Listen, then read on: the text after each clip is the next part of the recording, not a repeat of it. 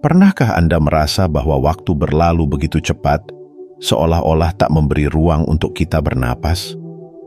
Dalam perjalanan hidup yang penuh hiruk-pikuk ini, kita sering lupa bahwa waktu bukanlah musuh, melainkan sahabat yang harus kita manfaatkan sebaik-baiknya.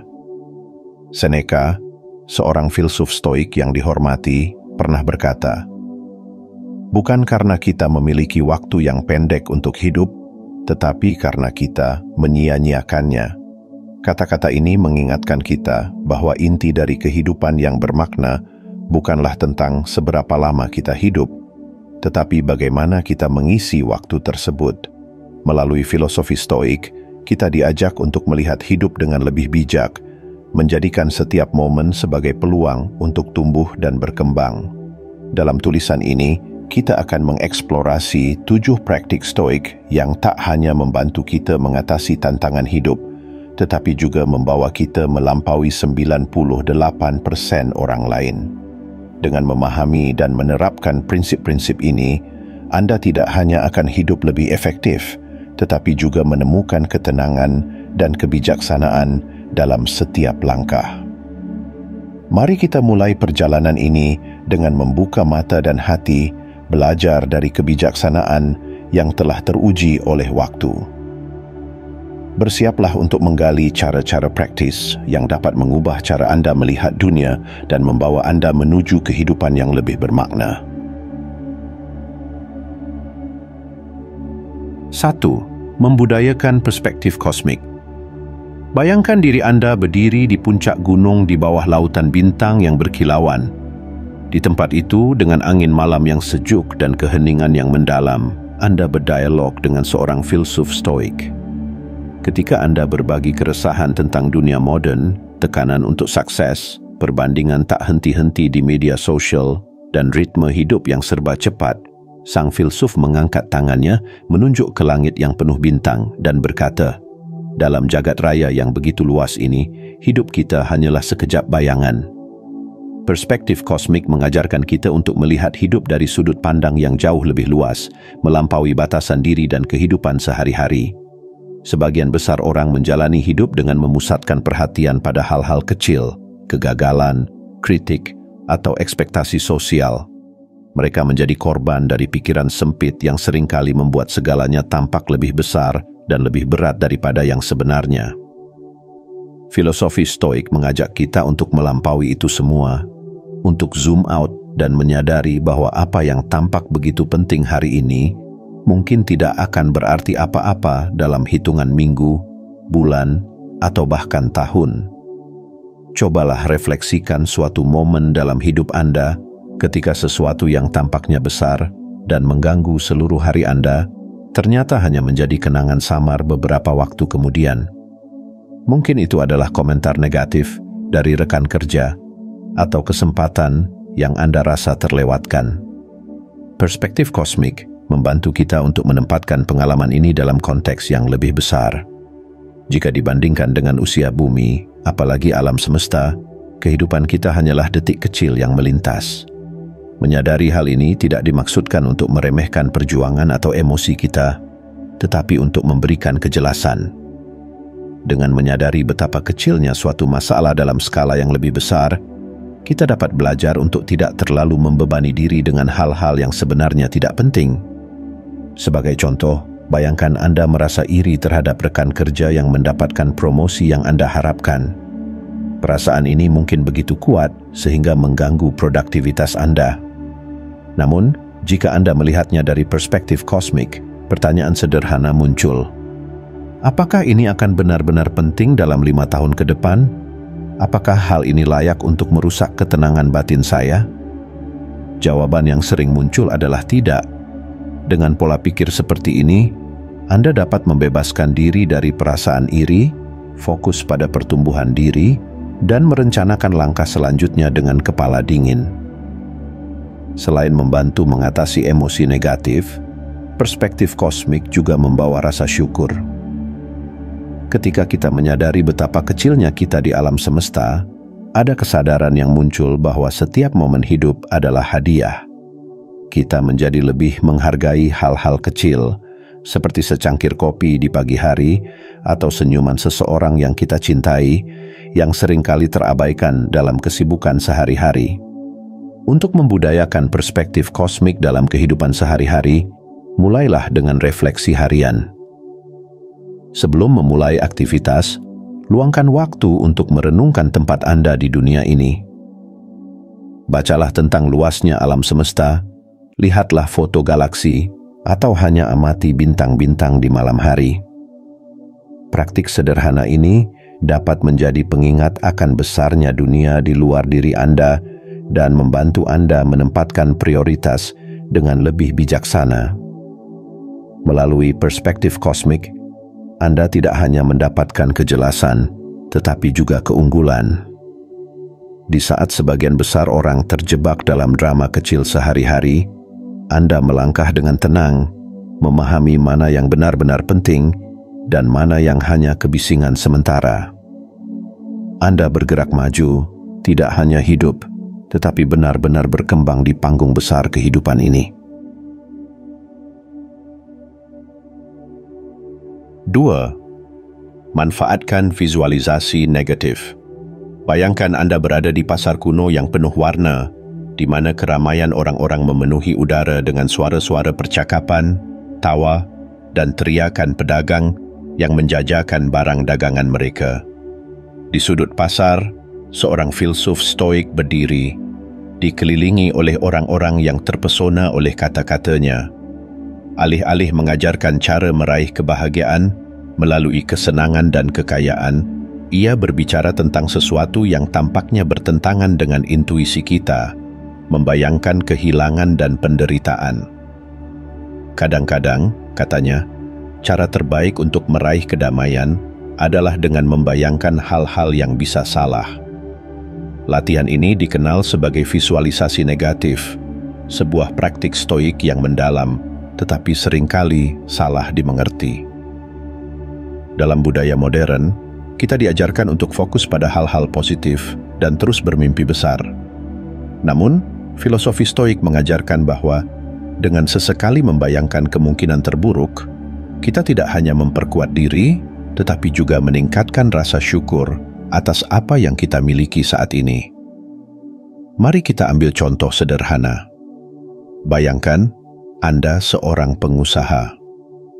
Dalam menjalankan bisnis, kebanyakan orang hanya memvisualisasikan kesuksesan, penjualan yang meningkat, pelanggan yang bahagia, dan ekspansi usaha yang berhasil.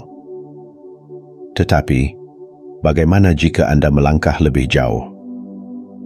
Bagaimana jika Anda mulai membayangkan apa yang akan terjadi jika produk Anda gagal di pasar? Bagaimana jika terjadi resesi global yang mengguncang bisnis Anda? Visualisasi semacam ini bukan berarti Anda berharap hal-hal buruk terjadi. Sebaliknya, ini adalah latihan untuk mempersiapkan diri Anda secara mental dan strategis. Dengan membayangkan kemungkinan-kemungkinan tersebut, Anda mungkin mulai mengambil langkah-langkah pencegahan, seperti membangun dana darurat, diversifikasi produk, atau memperkuat hubungan dengan pelanggan setia. Ketika tantangan benar-benar datang, Anda tidak hanya siap bertahan, tetapi juga dapat menemukan peluang di tengah krisis. Namun, visualisasi negatif tidak hanya tentang persiapan. Ini juga alat yang kuat untuk menumbuhkan rasa syukur. Ketika Anda membayangkan kehilangan sesuatu yang Anda miliki, kesehatan Anda, hubungan dengan orang tercinta, atau bahkan kenyamanan sehari-hari seperti tempat tinggal yang hangat, Anda mulai menghargainya dengan cara yang lebih mendalam. Dalam hiruk-pikuk kehidupan modern, mudah untuk terjebak dalam keinginan akan hal-hal yang lebih besar dan lebih baik, sehingga melupakan anugerah yang sudah ada di depan mata. Dengan merenungkan apa yang bisa hilang, kita memusatkan perhatian pada kekayaan yang seringkali tersembunyi dalam kehidupan kita sehari-hari. Seneca pernah berkata, "Dia menderita lebih dari yang diperlukan, yang menderita sebelum itu diperlukan." Ini adalah inti dari visualisasi negatif.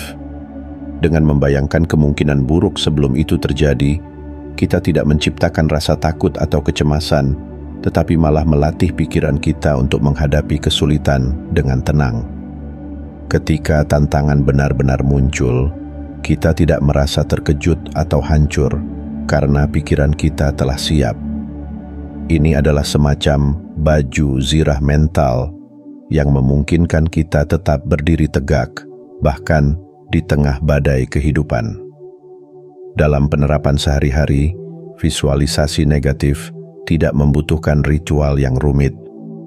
Anda hanya perlu meluangkan waktu sejenak setiap hari untuk membayangkan skenario di mana sesuatu yang Anda anggap biasa atau bahkan remeh dalam hidup Anda hilang. Misalnya, bayangkan bagaimana rasanya jika Anda tidak lagi memiliki pekerjaan Anda. Apa yang akan Anda lakukan? Bagaimana Anda akan bertahan? Dengan latihan ini, Anda tidak hanya akan merencanakan langkah-langkah pencegahan, tetapi juga mulai melihat pekerjaan Anda dengan rasa syukur yang baru. Anda akan lebih menghargai kenyataan bahwa meskipun mungkin ada tantangan di tempat kerja, pekerjaan tersebut memberikan stabilitas yang tidak dimiliki oleh banyak orang. Visualisasi negatif adalah alat yang sangat kuat, tetapi hanya sedikit orang yang benar-benar menggunakannya. Sebagian besar orang takut menghadapi kemungkinan buruk, bahkan dalam imajinasi mereka. Mereka memilih untuk menghindar dan berharap bahwa semuanya akan berjalan baik. Namun, dengan menghadapi kemungkinan buruk ini di dalam pikiran Anda menjadi lebih tangguh, lebih bersyukur, dan lebih siap. Di saat orang lain terjebak dalam ketakutan dan ketidakpastian, Anda melangkah dengan penuh keyakinan dan ketenangan. Dan ini, pada akhirnya, adalah keunggulan yang akan membawa Anda lebih jauh daripada mayoritas orang. Visualisasi negatif mengajarkan kita bahwa ketenangan bukan berasal dari menghindari masalah, tetapi dari keberanian untuk menghadapinya, bahkan sebelum itu terjadi.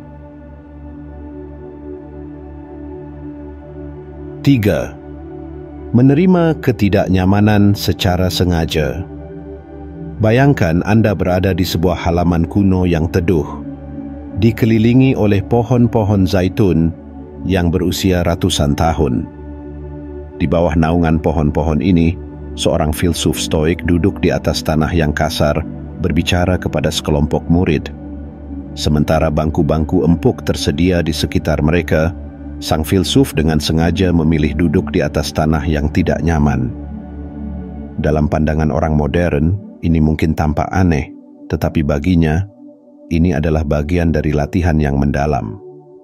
Ia berkata dengan tenang, pertumbuhan sejati hanya dapat ditemukan di tepi-tepi ketidaknyamanan. Prinsip ini, embracing intentional discomfort, atau menerima ketidaknyamanan secara sengaja, merupakan salah satu pilar utama filosofi stoik. Dalam dunia yang serba nyaman saat ini, di mana teknologi dirancang untuk memudahkan segala aspek kehidupan, ide ini mungkin terdengar asing. Namun, justru karena kenyamanan yang melimpah inilah, praktik ini menjadi semakin relevan. Ketika kita terbiasa dengan kemudahan, kita kehilangan kemampuan untuk menghadapi tantangan, dan hal ini dapat membuat kita rapuh secara mental maupun fisik. Praktik ini tidak hanya tentang ketahanan mental, tetapi juga tentang pertumbuhan. Ambil contoh seorang atlet profesional. Sementara kebanyakan orang merasa cukup dengan rutinitas olahraga harian yang ringan, seorang atlet yang hebat tahu bahwa kemajuan hanya dapat dicapai dengan mendorong tubuh dan pikirannya melampaui batas.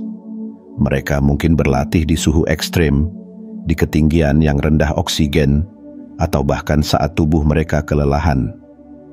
Latihan ini tidak hanya memperkuat fisik mereka, tetapi juga membangun ketahanan mental, mempersiapkan mereka untuk menghadapi tantangan yang jauh lebih besar dalam kompetisi. Namun, penerapan ketidaknyamanan yang disengaja tidak terbatas pada dunia olahraga. Dalam kehidupan sehari-hari, ini dapat diadaptasi dalam berbagai cara. Misalnya, mencoba berpuasa dari makanan selama beberapa jam lebih lama dari biasanya dapat memberikan perspektif baru tentang rasa lapar dan menghargai makanan sederhana. Atau, mandi dengan air dingin bukan hanya sebagai tantangan fisik, tetapi juga sebagai latihan mental untuk keluar dari zona nyaman. Bahkan memilih untuk berjalan kaki alih-alih menggunakan kendaraan dapat menjadi latihan sederhana untuk melatih ketahanan diri. Ketidaknyamanan yang disengaja ini memiliki manfaat lain yang tidak kalah penting. Ia mengkalibrasi ulang dasar kebahagiaan kita. Dalam dunia yang dipenuhi dengan kemewahan dan ekspektasi tinggi, kita seringkali merasa bahwa kita membutuhkan lebih banyak untuk bahagia. Namun, ketika kita dengan sengaja membatasi diri atau menghadapi kesulitan, hal-hal sederhana yang sebelumnya kita abaikan menjadi sumber kebahagiaan yang luar biasa. Seperti yang Seneca pernah katakan, dalam masa-masa aman, jiwa harus mempersiapkan dirinya untuk masa-masa sulit. Dengan melatih diri untuk menghadapi ketidaknyamanan, kita menjadi lebih siap menghadapi tantangan besar ketika mereka datang. Selain itu, penerimaan terhadap ketidaknyamanan juga membantu kita mengatasi rasa takut akan kehilangan. Ketika kita terbiasa dengan kenyamanan, ketakutan terbesar kita adalah kehilangan kenyamanan itu. Tetapi, jika kita secara sengaja melatih diri untuk hidup tanpa kemewahan atau fasilitas tertentu, kita membangun keyakinan bahwa kita dapat bertahan bahkan dalam kondisi sulit. Ketakutan kita berkurang, dan dengan itu, kebebasan kita meningkat. Contohnya, seorang pebisnis yang dengan sengaja membatasi pengeluarannya selama beberapa bulan untuk merasakan bagaimana rasanya hidup sederhana mungkin akan lebih siap menghadapi krisis keuangan dibandingkan mereka yang terus-menerus hidup dalam kenyamanan. Dengan menghadapi kemungkinan terburuk secara langsung, ia telah membuktikan pada dirinya sendiri bahwa ia dapat bertahan, bahkan dalam situasi yang tidak ideal. Praktik menerima ketidaknyamanan ini juga memberikan kita keunggulan dibandingkan mayoritas orang. Dalam masyarakat yang cenderung menghindari rasa sakit atau tantangan, orang yang secara sengaja memilih untuk menghadapi ketidaknyamanan akan menjadi lebih tangguh, lebih siap, dan lebih kreatif dalam mencari solusi.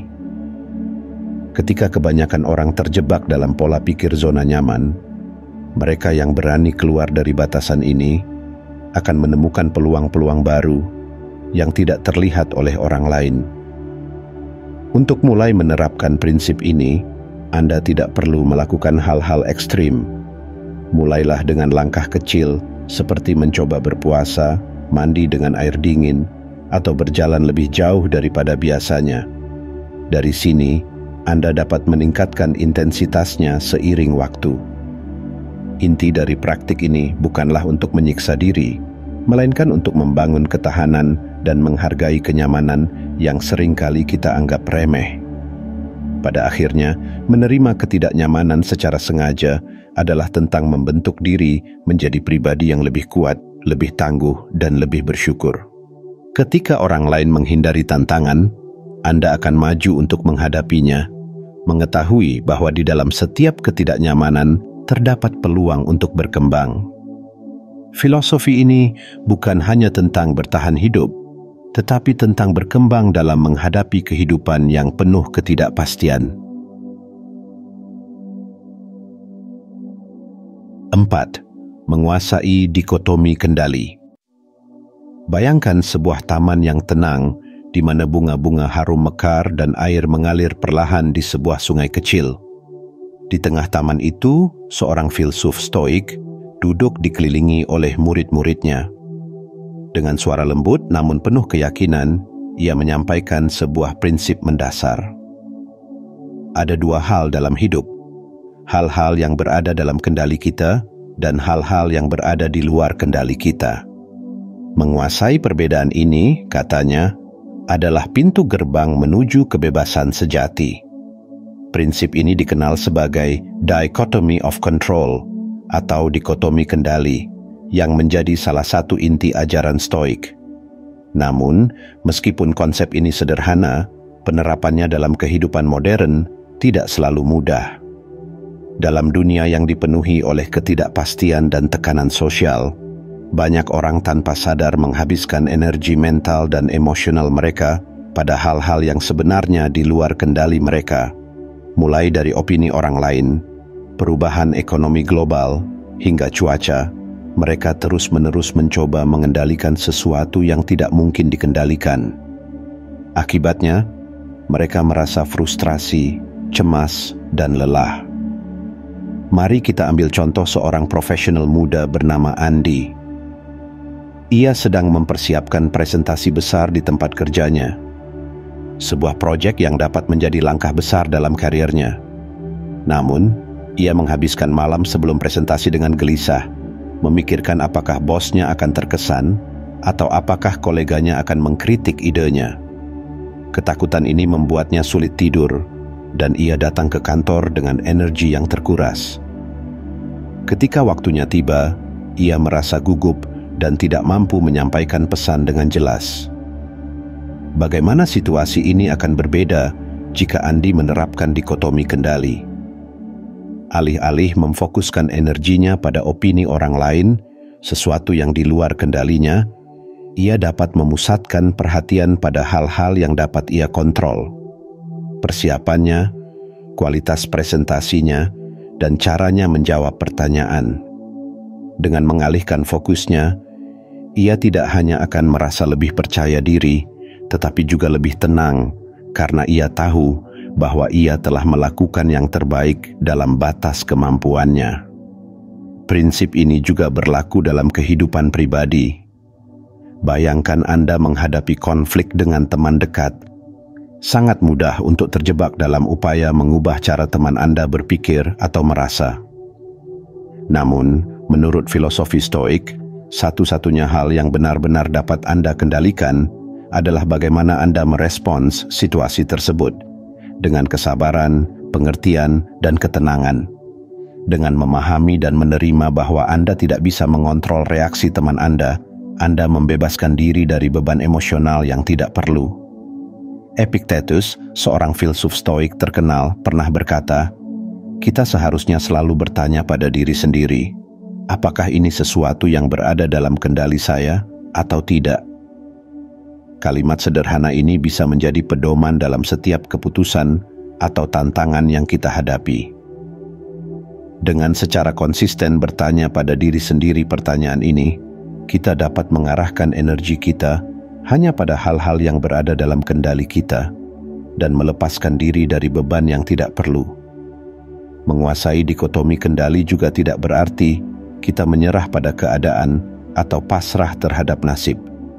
Sebaliknya, ini adalah pendekatan yang proaktif dan penuh kesadaran. Ketika Anda fokus pada apa yang bisa Anda lakukan, Anda secara alami menjadi lebih efektif dalam menghadapi situasi apapun. Misalnya, jika Anda kehilangan pekerjaan, menghabiskan waktu untuk meratapi ketidakadilan situasi tersebut tidak akan mengubah apapun.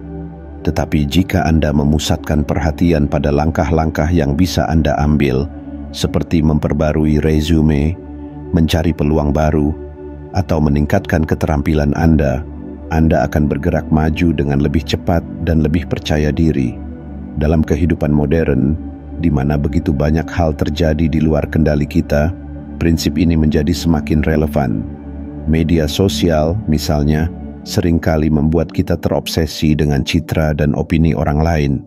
Tetapi dengan memahami dikotomi kendali, kita dapat melepaskan diri dari kebutuhan untuk mencari validasi eksternal dan fokus pada bagaimana kita dapat menjadi versi terbaik dari diri kita sendiri. Untuk mulai menerapkan prinsip ini, cobalah membuat daftar sederhana setiap kali Anda menghadapi masalah. Pisahkan elemen-elemen yang berada dalam kendali Anda dan yang berada di luar kendali Anda. Misalnya, jika Anda menghadapi konflik di tempat kerja, Anda tidak dapat mengontrol sikap kolega Anda, tetapi Anda dapat mengontrol cara Anda berbicara, keputusan yang Anda ambil, dan bagaimana Anda menjaga integritas Anda. Dengan memisahkan dua hal ini, Anda akan merasa lebih tenang dan lebih fokus.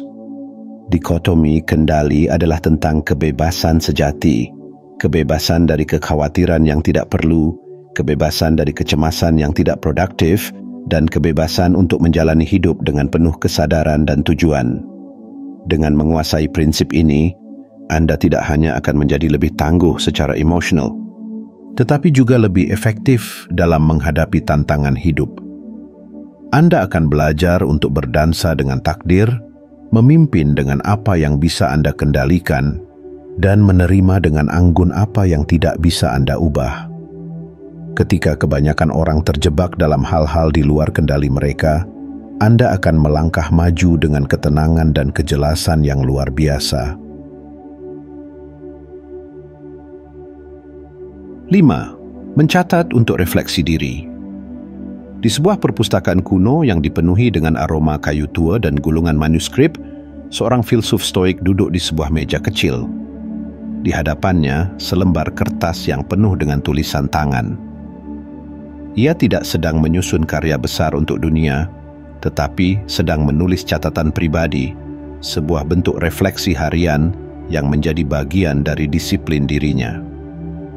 Filsuf ini adalah Marcus Aurelius, seorang kaisar Romawi yang terkenal dengan karyanya Meditations, kumpulan pemikiran pribadi yang tidak pernah ia maksudkan untuk dibaca orang lain. Baginya, menulis adalah cara untuk memahami diri sendiri dan memperbaiki langkahnya di kehidupan sehari-hari. Praktik ini, mencatat untuk refleksi diri, adalah salah satu pilar filosofi stoik yang paling kuat tetapi seringkali diremehkan.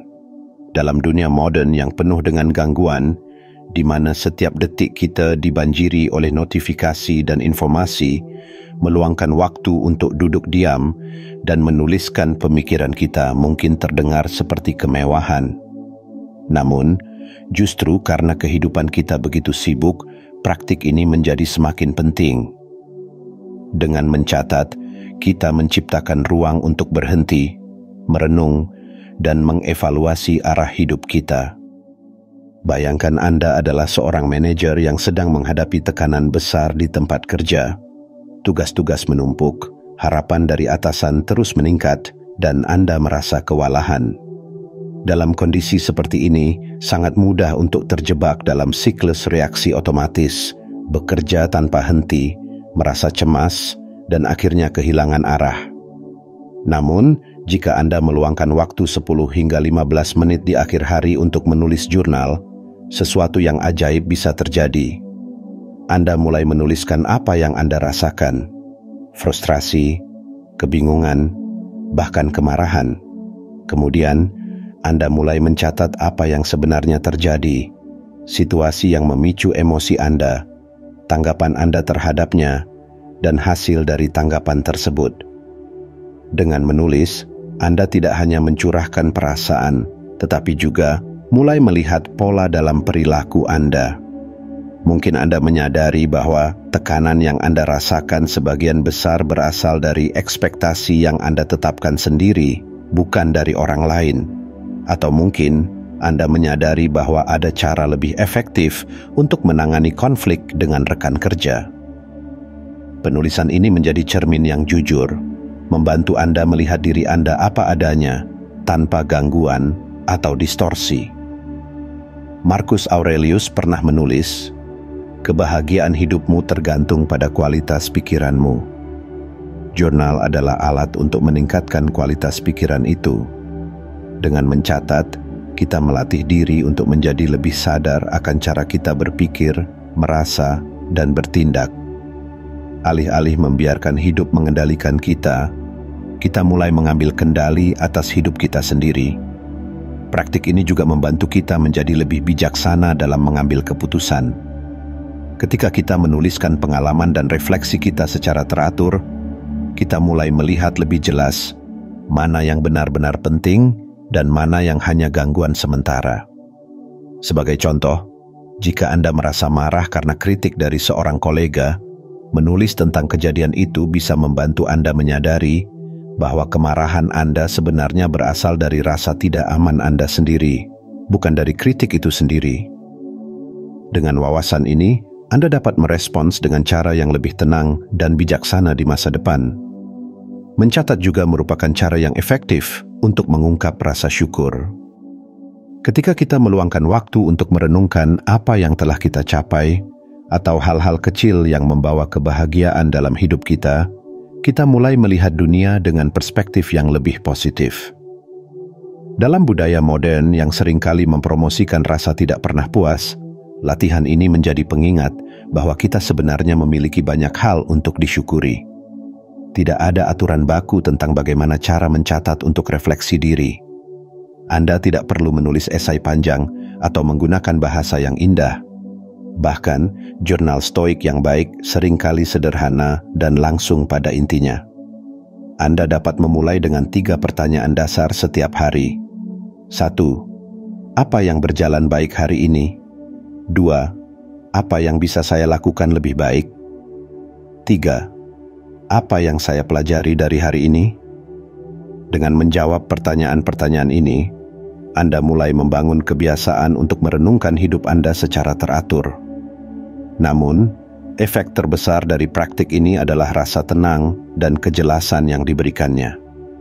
Dalam dunia yang serba cepat, mencatat membantu Anda melambat. Dalam dunia yang penuh dengan kebisingan, menulis memberi Anda ruang untuk mendengar suara hati Anda sendiri. Dan dalam dunia yang seringkali terasa tidak terarah, jurnal menjadi kompas yang membantu Anda menemukan jalan Anda. Praktik ini mungkin terlihat sederhana, tetapi dampaknya sangat besar. Ketika kebanyakan orang terjebak dalam rutinitas tanpa refleksi, Anda meluangkan waktu untuk memahami diri sendiri. Ketika orang lain membiarkan emosi mereka mengendalikan mereka, Anda menulis untuk memahami dan mengelolanya. Dengan mencatat untuk refleksi diri, Anda tidak hanya hidup dengan lebih sadar, tetapi juga menjadi versi terbaik dari diri Anda sendiri. Di tengah dunia yang seringkali kehilangan arah, Anda menjadi mercusuar kejelasan dan tujuan. 6. Melihat rintangan sebagai peluang. Bayangkan sebuah kelas stoik di masa lalu, di mana para murid berkumpul dalam ruang sederhana yang diterangi cahaya lilin. Sang filsuf berdiri di depan mereka, mengangkat tangan untuk menjelaskan konsep yang tampak bertentangan dengan naluri manusia, bahwa rintangan bukanlah musuh, tetapi sekutu. Ia berkata, "Lihatlah angin kencang yang mendorong layar kapal atau air yang menggerakkan roda kincir. Begitu pula rintangan dalam hidup dapat menjadi kekuatan yang mendorong kita maju jika kita tahu bagaimana memanfaatkannya." Konsep ini adalah inti dari filosofi stoik, menggunakan rintangan sebagai peluang. Dalam kehidupan modern, gagasan ini sangat relevan. Banyak orang melihat hambatan sebagai tanda kegagalan atau alasan untuk berhenti. Mereka menjadi frustrasi, marah, atau bahkan menyerah ketika menghadapi tantangan. Namun stoik mengajarkan bahwa setiap rintangan membawa potensi tersembunyi untuk pembelajaran, pertumbuhan, dan kesuksesan yang lebih besar. Ambil contoh Clara, seorang wirausahawan muda yang baru saja meluncurkan produk inovatif. Semuanya berjalan lancar hingga tiba-tiba muncul pesaing besar dengan produk serupa. Bagi banyak orang, situasi ini akan terasa seperti akhir dari jalan. Namun, Clara yang memahami prinsip stoik memilih untuk melihat tantangan ini sebagai peluang. Alih-alih menyerah pada tekanan, ia menganalisis produk pesaingnya, mencari kelemahan yang dapat diatasi dengan inovasi lebih lanjut. Ia juga memperkuat strategi pemasaran dan menjalin hubungan yang lebih erat dengan pelanggannya. Beberapa bulan kemudian, Clara tidak hanya bertahan, tetapi juga tumbuh pesat, menggunakan tekanan dari kompetisi sebagai bahan bakar untuk menjadi lebih baik. Ini adalah inti dari cara stoik menghadapi rintangan. Bukan menghindari, tetapi menghadapi, mempelajari, dan akhirnya memanfaatkannya. Marcus Aurelius, seorang kaisar Romawi dan filsuf stoik, pernah menulis, "Hambatan dalam tindakan memajukan tindakan. Apa yang menghalangi jalan menjadi jalan itu sendiri." Ini adalah pemikiran yang membebaskan, karena dengan memahami ini, kita tidak lagi melihat masalah sebagai penghalang, tetapi sebagai jembatan menuju sesuatu yang lebih baik. Bagaimana kita bisa menerapkan prinsip ini dalam kehidupan sehari-hari? Langkah pertama adalah mengubah perspektif kita terhadap rintangan. Ketika menghadapi masalah, alih-alih bertanya, "Mengapa ini terjadi pada saya?" Cobalah bertanya, "Apa yang bisa saya pelajari dari ini?" Pertanyaan ini menggeser fokus dari rasa frustrasi ke rasa ingin tahu, dari keluhan ke solusi. Ini adalah langkah pertama untuk mengubah rintangan menjadi peluang. Langkah berikutnya adalah mencari peluang dalam situasi sulit. Bayangkan Anda mengalami kegagalan dalam sebuah proyek kerja. Sebagian besar orang mungkin akan merasa malu atau putus asa. Namun, jika Anda menerapkan prinsip stoik, Anda akan menganalisis apa yang salah, memperbaiki kesalahan Anda, dan menggunakan pengalaman ini untuk menjadi lebih baik di masa depan. Dalam setiap tantangan, ada pelajaran yang bisa diambil, tetapi hanya jika kita cukup bijaksana untuk mencarinya. Selain itu, menggunakan rintangan sebagai peluang juga membutuhkan kesabaran dan ketahanan. Tidak semua solusi muncul dengan cepat. Terkadang, kita perlu waktu untuk memahami situasi dan menemukan cara terbaik untuk melangkah maju. Dalam proses ini, penting untuk tetap tenang dan tidak terbawa emosi negatif. Stoik mengajarkan bahwa ketenangan adalah kekuatan dan bahwa mereka yang mampu menjaga kepala dingin di tengah badai adalah mereka yang akan menemukan jalan keluar. Mari kita ambil contoh lain. Seorang atlet yang mengalami cedera parah menjelang kompetisi besar. Dalam momen seperti ini, mudah untuk merasa hancur dan kehilangan harapan. Namun, atlet ini memilih untuk melihat cedera sebagai kesempatan untuk memfokuskan diri pada aspek lain dari latihannya, mungkin memperkuat mentalnya, mempelajari strategi permainan, atau meningkatkan keterampilan lain yang sering terabaikan. Dengan cara ini, cedera yang awalnya tampak seperti penghalang menjadi alat untuk pertumbuhan. Menggunakan rintangan sebagai peluang juga melibatkan kemampuan untuk melihat gambaran besar. Ketika kita terlalu terfokus pada masalah saat ini, kita seringkali kehilangan perspektif. Namun, jika kita melangkah mundur dan melihat rintangan dari sudut pandang yang lebih luas, kita mungkin menyadari bahwa tantangan ini hanyalah bagian kecil dari perjalanan kita. Dengan cara ini, kita dapat menghadapi rintangan dengan keyakinan bahwa ini akan membawa kita menuju sesuatu yang lebih besar. Pada akhirnya, melihat rintangan sebagai peluang adalah tentang mengubah pola pikir kita. Ini bukan tentang menghindari masalah, tetapi tentang menghadapi mereka dengan keberanian dan kebijaksanaan. Ini tentang memahami bahwa setiap tantangan, tidak peduli seberapa sulit, membawa potensi untuk pertumbuhan. Ketika sebagian besar orang terhenti oleh hambatan, Anda yang mempraktikkan prinsip stoik ini akan menemukan cara untuk maju. Anda akan belajar untuk melihat dinding sebagai pintu, kesulitan sebagai kesempatan, dan kegagalan sebagai batu loncatan menuju kesuksesan yang lebih besar. Dengan menerapkan prinsip ini, Anda tidak hanya akan menjadi lebih tangguh, tetapi juga lebih kreatif dan adaptif.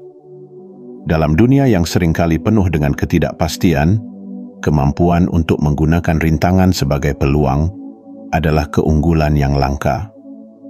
Dan dengan keunggulan ini, Anda tidak hanya akan bertahan, tetapi juga berkembang melampaui batasan yang pernah Anda bayangkan.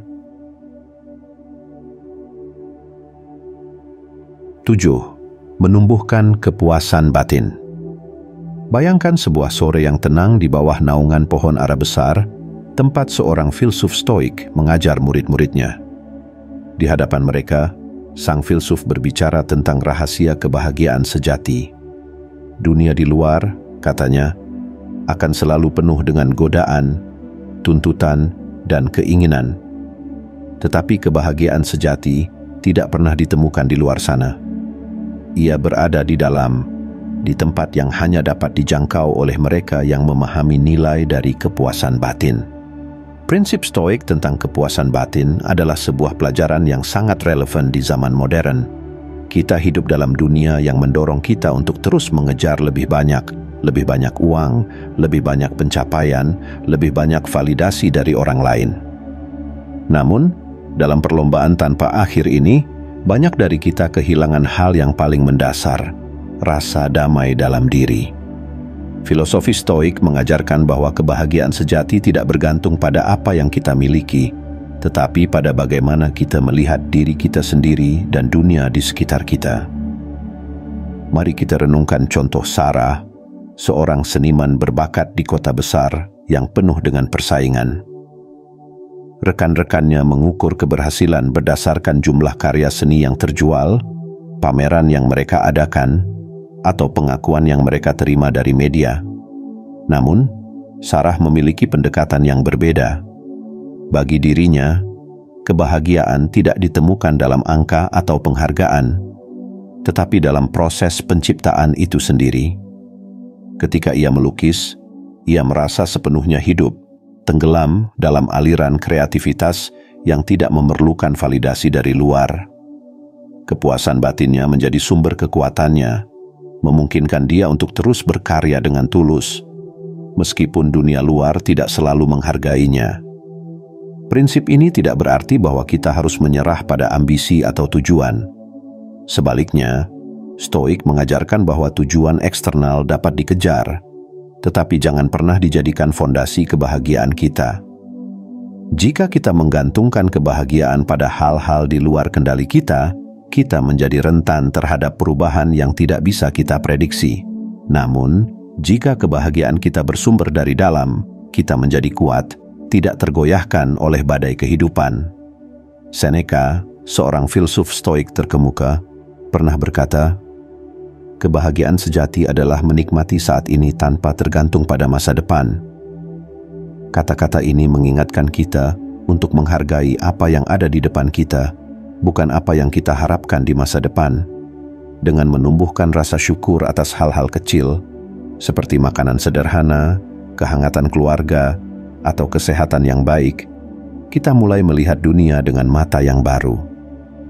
Kepuasan batin adalah tentang menggeser fokus kita dari apa yang kurang ke apa yang sudah kita miliki. Namun, menumbuhkan kepuasan batin membutuhkan latihan. Dalam dunia yang penuh dengan perbandingan sosial dan tekanan untuk menjadi lebih baik, sangat mudah untuk tergelincir ke dalam pola pikir yang tidak pernah merasa cukup. Langkah pertama adalah melatih rasa syukur setiap hari. Luangkan waktu beberapa menit di pagi atau malam hari untuk merenungkan 3 hal yang Anda syukuri. Ini bisa sesederhana secangkir teh hangat, percakapan dengan teman, atau matahari yang terbit dengan indah. Langkah berikutnya adalah melepaskan diri dari kebutuhan akan validasi eksternal. Dalam kehidupan modern, validasi seringkali datang dalam bentuk suka di media sosial, promosi di tempat kerja, atau pengakuan dari orang lain. Namun, Stoik mengajarkan bahwa nilai diri kita tidak boleh ditentukan oleh opini orang lain. Ketika kita belajar untuk menerima diri kita sendiri apa adanya, tanpa membutuhkan pengakuan dari luar, kita membuka pintu menuju kebahagiaan sejati. Selain itu, kepuasan batin juga melibatkan kemampuan untuk menemukan kebahagiaan dalam proses, bukan hanya hasil. Misalnya, jika Anda sedang mengejar sebuah tujuan besar, alih-alih hanya fokus pada pencapaian akhir, cobalah untuk menikmati setiap langkah dalam perjalanan tersebut. Dengan melakukan ini, Anda tidak hanya akan merasa lebih bahagia, tetapi juga lebih termotivasi untuk terus bergerak maju. Kepuasan batin juga memberikan Anda keunggulan di dunia yang penuh tekanan. Ketika sebagian besar orang mengejar kebahagiaan melalui hal-hal eksternal, Anda menemukan kekuatan dalam diri Anda sendiri. Ini membuat Anda lebih tangguh, lebih damai, dan lebih fokus. Ketika orang lain merasa cemas karena ketidakpastian, Anda berdiri dengan tenang, mengetahui bahwa kebahagiaan Anda tidak tergantung pada hal-hal yang di luar kendali Anda. Pada akhirnya, menumbuhkan kepuasan batin adalah tentang menciptakan harmoni antara diri kita dan dunia di sekitar kita. Ini adalah tentang menerima kenyataan apa adanya tanpa kehilangan semangat untuk terus berkembang. Dengan memahami bahwa kebahagiaan sejati tidak pernah ditemukan di luar diri, tetapi dalam cara kita melihat dan menjalani hidup, Anda membuka pintu menuju kehidupan yang lebih damai dan bermakna. Dalam dunia yang seringkali terjebak dalam perlombaan tanpa akhir,